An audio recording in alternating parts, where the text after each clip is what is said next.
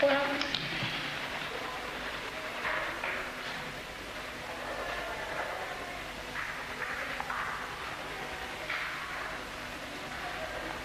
Так.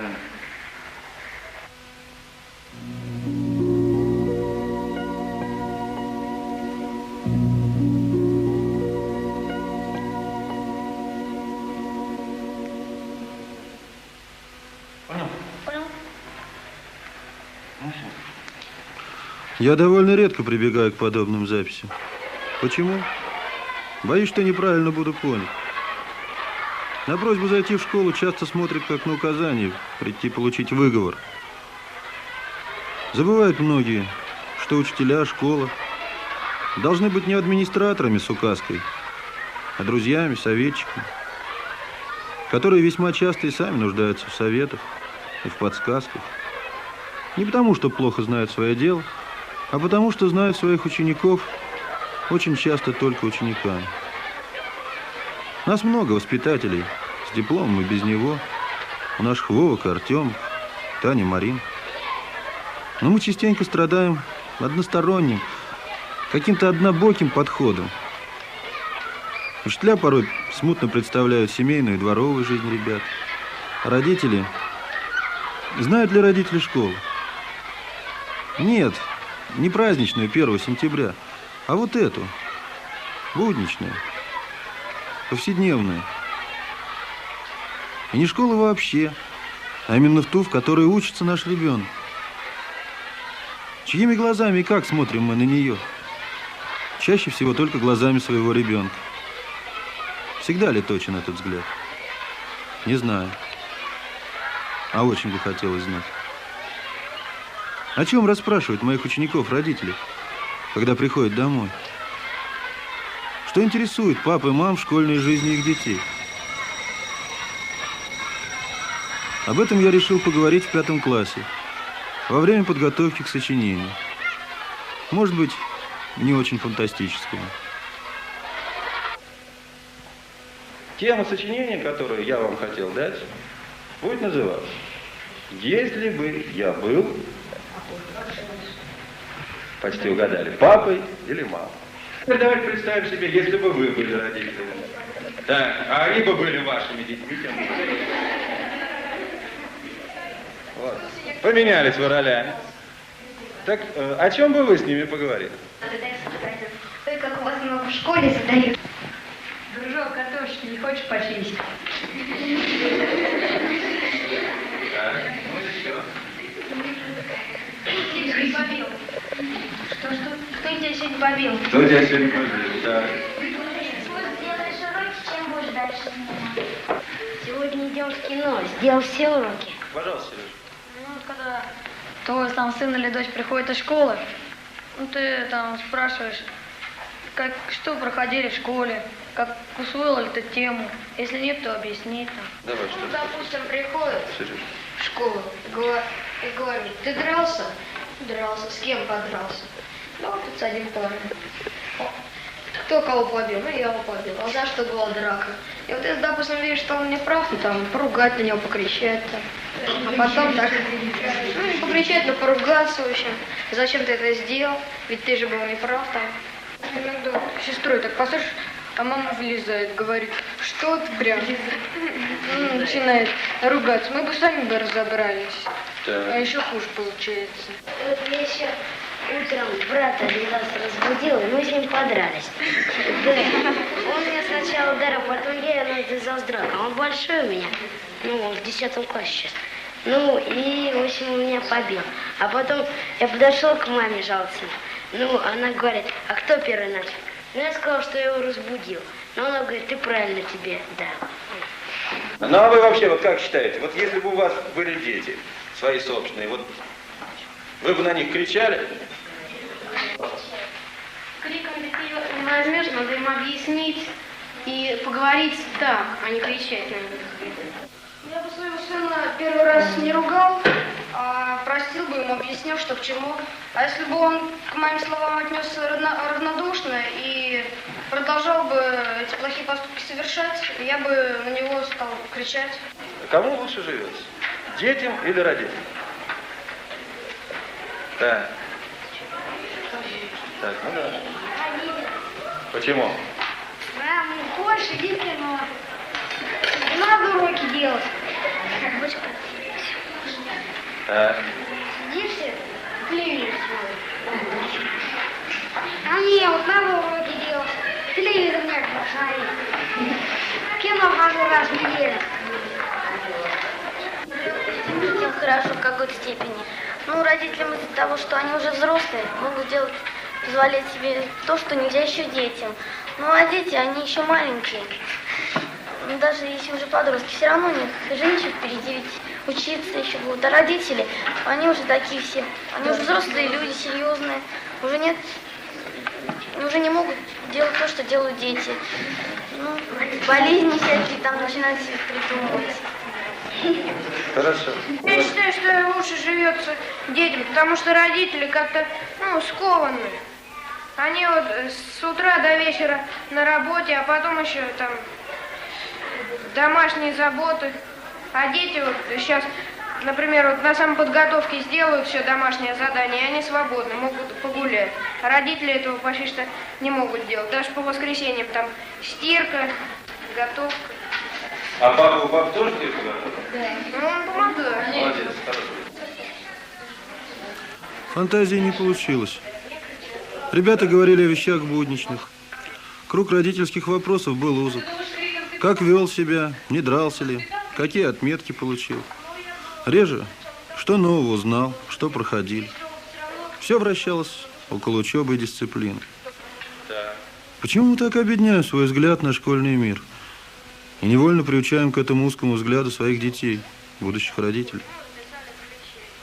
Не идет ли эта привычка с тех времен, когда наш ребенок ходил в детский сад, куда сдавали мы его, по выражению очень меткому одной мамы, как в камеру хранения. А потом редкими вопросами, как ел, не кашлял ли, проверяли сохранность. Не считаем ли мы, что о школьных проблемах должно думать только государство? Понимаем ли, что ежели у нашей Леночки все хорошо, а у Володьки Зайцева плохо и в семье, и с учебой, то это и наша с вами проблема, потому что Володька Зайцев – часть мира нашей Леночки. Не забываем ли свою главную задачу – быть посредниками между нашими детьми и их внешним миром?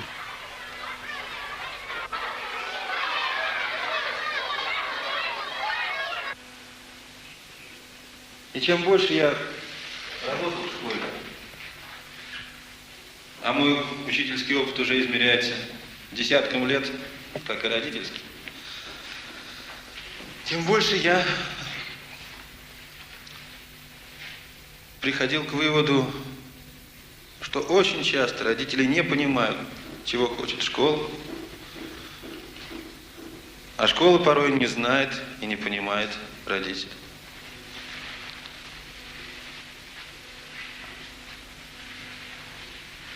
Да вот даже если взять историю с моим собственным сыном, когда я пережил родительские чувства, приносит двойки по французскому языку, а дома занимается, старается, двойка за двойкой.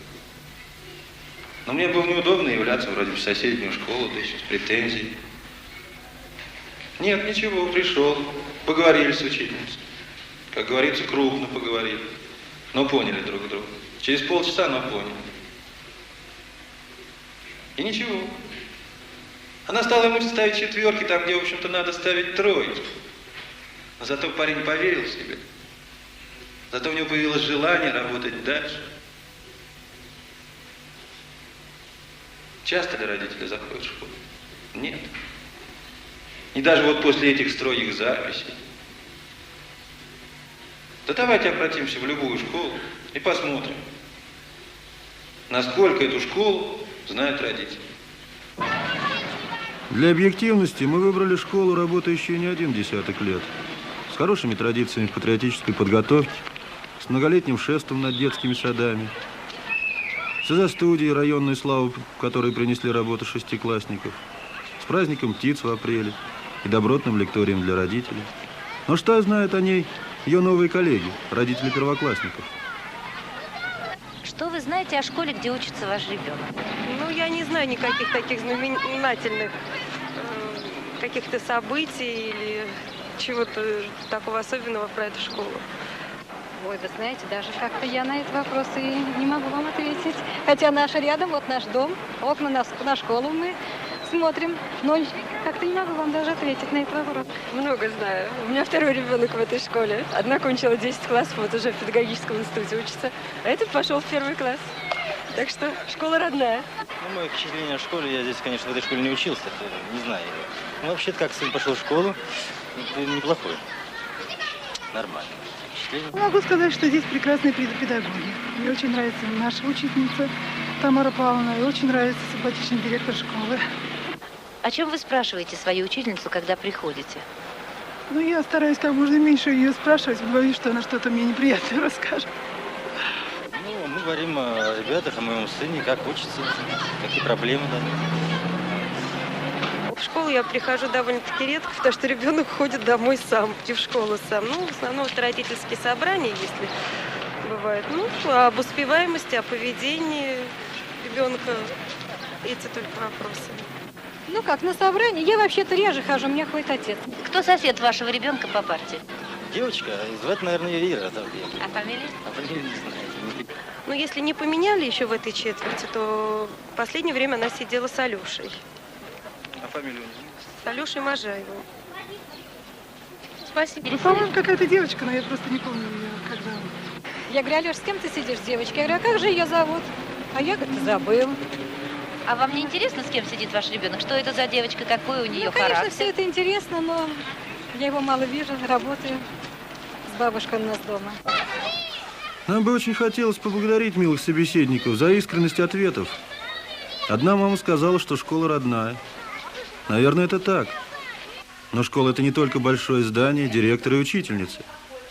Но, может быть, заметит кто-то, вопросы оказались сложны для родителей первоклассников. Они и годы не связаны со школой. Перенесемся в другую пятилетку. Зададим подобные вопросы уже родителям шестиклассников.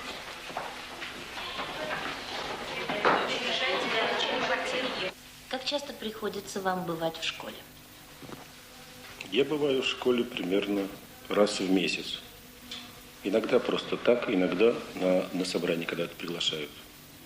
Что такое просто так?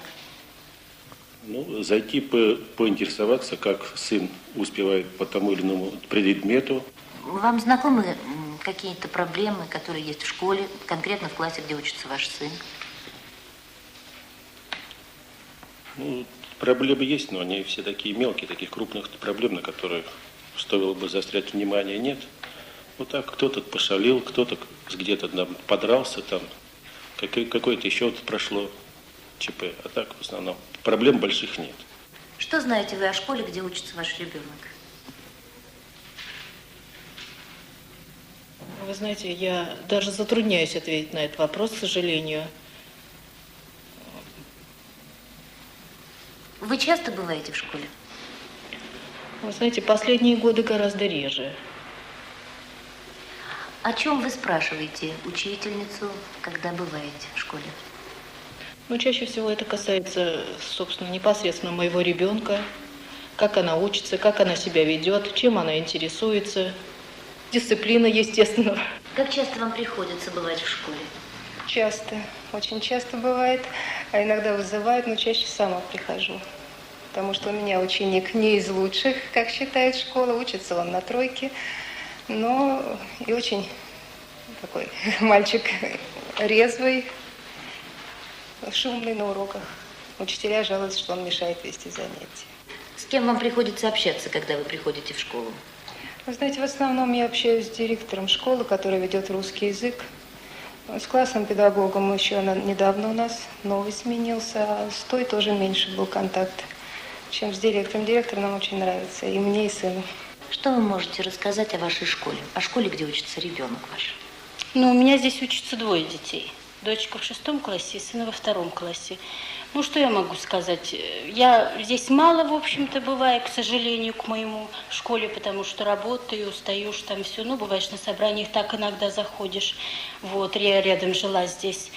Но я все знаю о этой школе, от своих детей. Я как бы вместе с ними вновь прохожу весь этот путь. От начала, от 1 класса и вот до 6. И теперь опять прохожу повторно от 1 класса с сыном. Когда приходите в школу, вы общаетесь только с учительницей? Нет. Почему? Я детей всех очень хорошо знаю. И с детьми разговариваю, и знаю, кто в какой семье живет, и чем у кого родители занимаются. Все буквально знаю. Вы часто бываете в школе? Бываю. Я живу рядом. Часто захожу. А родители вашего внука часто бывают в школе? Нет, я больше бываю, потому что я свободнее, я на пенсии, а родители работают. Когда вы приходите в школу, вы разговариваете с учительницей. Что интересует вас больше всего? Меня больше всего интересовал больной вопрос. Было у него слабо с алгеброй, с математикой. Я заходила к Валентине Васильевне и всегда интересовалась. Если что я не понимала, я приходила домой и говорила. Мне писала Валентина Васильевна, где слабо и на что обратить внимание. Вам писала? Да, и я передавала родителям, и тогда мы занимались. Ваши дети не участвуют, так сказать, активно в жизни школы. Вы считаете, это не отражается на внуке, на его характере, учебе? Это не может не отражаться. Конечно, отражается. И я с дочерью разговаривала серьезно. Скажите, пожалуйста, вам известны такие случаи, когда родители, товарищей вашего внука, одноклассников, не приходят в школу, и у ребят дела в школе идут неважно? Конечно, известно. Вот приходишь, классный руководитель сразу осматривает, просмотрит, кто пришел, кто нет, своим зорким, верным глазом, как классный руководитель, и говорит, а вот того, кого надо-то, и опять нет. Не будем называть фамилии. Как часто можно видеть маму, пришедшую в школу, поджидающую учительницу за 5 минут до звонка. Самой некогда. Учитель спешит на урок. Нет, она пытается поговорить о сыне или дочери. Ну что можно узнать за эти 5 минут? Мне представляется, что приход отца или матери в школу – это визит, это встреча двух держав, двух миров, если хотите. Учителям всегда полезно знать, как готовит ребенок домашние задания, чем увлекается, с кем дружит во дворе, как меняется его настроение и характер. Но порой появляются родители в школе лишь после суровой многозначительной записи. Прошу родителей зайти в школу. Не поздно ли появляются? Мы на заседании родительского комитета 5 класса. Дело неприятное. У одного мальчика пропали фломастеры. Кто взял, известно. Но Нину Константиновну Сысоеву, директора школы, как и других участников заседания, волнует не это. Почему взяли? Ведь этого могло и не быть. Дело, конечно же, не во фломастерах. А поэтому пусть вам не покажутся чересчур резкими реплики и интонации в голосе директора школы. Надо, чтобы ребята надолго запомнили этот день. Не дать маленькой беде стать большой. Это главное. Давайте послушаем. Приоткрыть немножко. И вам стало интересно посмотреть в чужой сумке, что же там лежит. Хорошо. Теперь я хочу вас спросить другое. Хорошо. Выяснили, где карандаши. Но самый главный позор, товарищи председатели родительского комитета, вы могли бы здесь сегодня не присутствовать, если в семьях была бы правильная реакция на явление. В обоих семьях реакции неправильные. Но в этой ситуации Денис выглядит гораздо порядочнее. Он матери и показал, и рассказал, но он ей наврал. Так же, как сейчас врет, что он раньше нигде не лазил. Он ей наврал, что ему подарили карандаш. Говорят так, маме? Подарили. А что? Я сказала, что мы его нашли. Мама сказала, подарили. Значит, теперь уже мама какой-то мальчик тебе подарил. Не подарил, я тебе сказала, мы шли по улице и увидели, там лежал фломастер. Он валялся на улице. Ты мне сказал, что тебе подарили. Прекрасная картина. Я тебе сказала, и мама подаренный ей карандаш унесла на работу. Не мне. Ему. Ну, я хорошо, взяла ему. просто потому, что я на следующий день хотела выяснить, откуда он. А ты, значит, опять наврал. Тут хоть отдал, хоть мать взяла. Мать виновата в другом, мы будем разбираться в чем. А ты теперь свалил свою вину на брата. Когда мы познакомились с Ниной Константиновной, меня поразило, что двери ее кабинета всегда открыты. Все, и взрослые, и дети, входят без доклада. Правда, приходится ждать, когда очередь дойдет до тебя, но она обязательно дойдет. Исключение для ребят. Их она принимает в первую очередь. Не допускать взаимных ошибок, школы и семьи. К этому стремится всю свою долгую жизнь Нина Константиновна. Но почему же далеко не всегда с годами связь между семьей и школой становится прочнее? Причин тут много. Но не носим ли мы большинство из них в самих себе?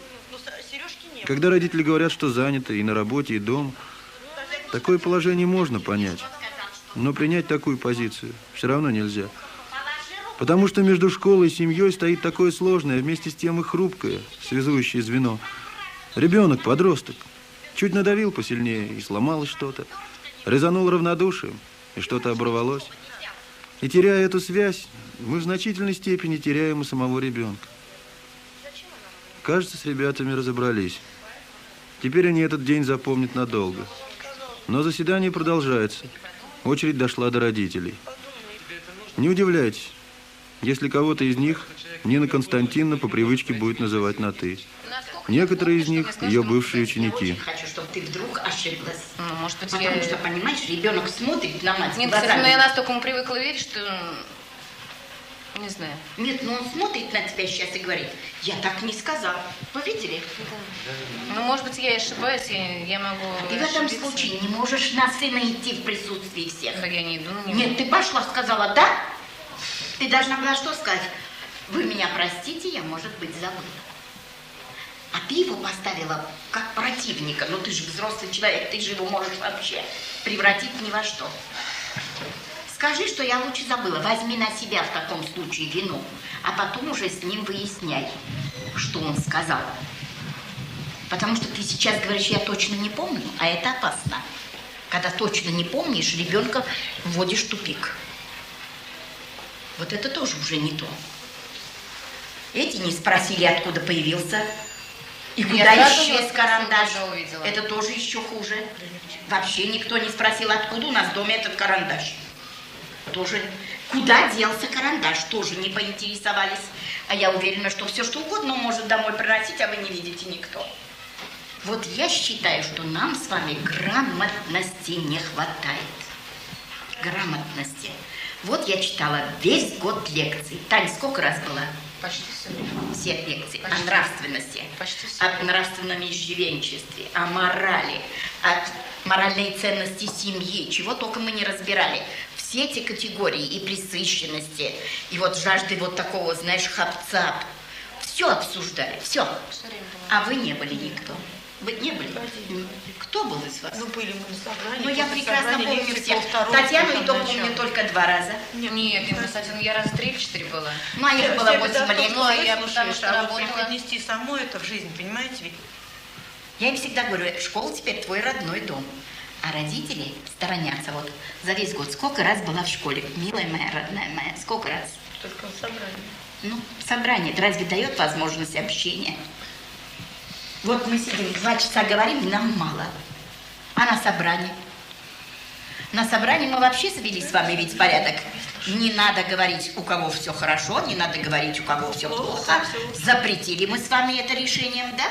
Мы говорим о проблемах, которые нас волнуют. Мы говорим о том, что мы будем делать, как мы будем делать. А когда говорить, что плохо, что хорошо? Когда? А у вас ничего не тревожит. А мне Денис не говорил. А я имею право сказать, что вы не знаете своих детей. Да, сейчас вот тоже... Имею право сказать, что не знает своих детей. Не знаете. И вот беда ваших детей в этом. Между прочим, вот благополучный мальчик, но тоже не заботитесь. Нужно заботиться, чтобы он научился общаться с товарищами. Чтобы он посмелей был, чтобы он пооткрытий был. Я, например, люблю, когда они безобразничают, бегают, прыгают, шумят, шалят. Я боюсь, когда вот так скованные. Да это естественное же все, люди. А? Ну вот подумайте. Смена учителей – это не решающее дело. Я не говорю учителей. Это приход... Неужели вы думаете, что у учителя нет никаких недостатков? Да мы ж такие же смертные, как и вы. Такие же, мои милые, такие же. И мы считаем, что вы не должны быть такими. Нет, это неправильное мнение. Мы плохо знаем вас, вы плохо знаете нас. От этого кто страдает? Наши дети. Наши дети. Понимаете, а должны дети выигрывать. Даже если нам не очень-то хочется дружить, мы обязаны дружить. У нас общие дети. А вот и новое пополнение. Как-то сложится их школьная жизнь.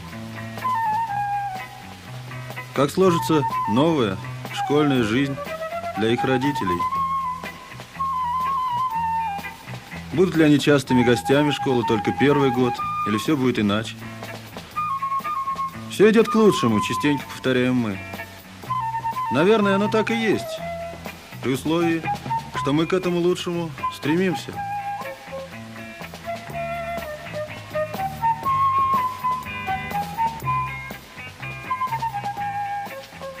Товарищ Субботин, а вы умелый мужчина? Вы умеете, как ваш папа, слесарить? А? Умеете? Ключи в руках держал? Держал. Значит, будешь умелый мужчина, да еще ученый, да еще красивый какой. А ты на сестричку похож, например? Субботин не похож. А ты похож? Тоже не похож. Оба не похожие. Оба не похожие. Ну что же, добро пожаловать. Понятно? Вас приняли в первый класс, вас поздравляем. Да. Когда форму надо будет одеть? Когда в школу пойду. Когда пойдешь? Какого числа? 1 сентября. Сентября. Молодцы. Ну, давайте ваши лапы. Ну, давайте. Теперь вы мои родственники.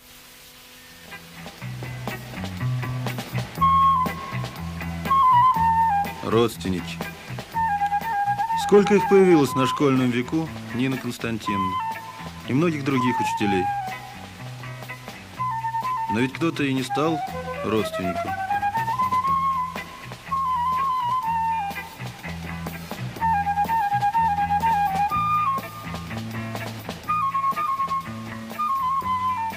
Наши дети. Знакомые и загадочные одновременно. Чтобы знать их лучше, давайте встречаться чаще.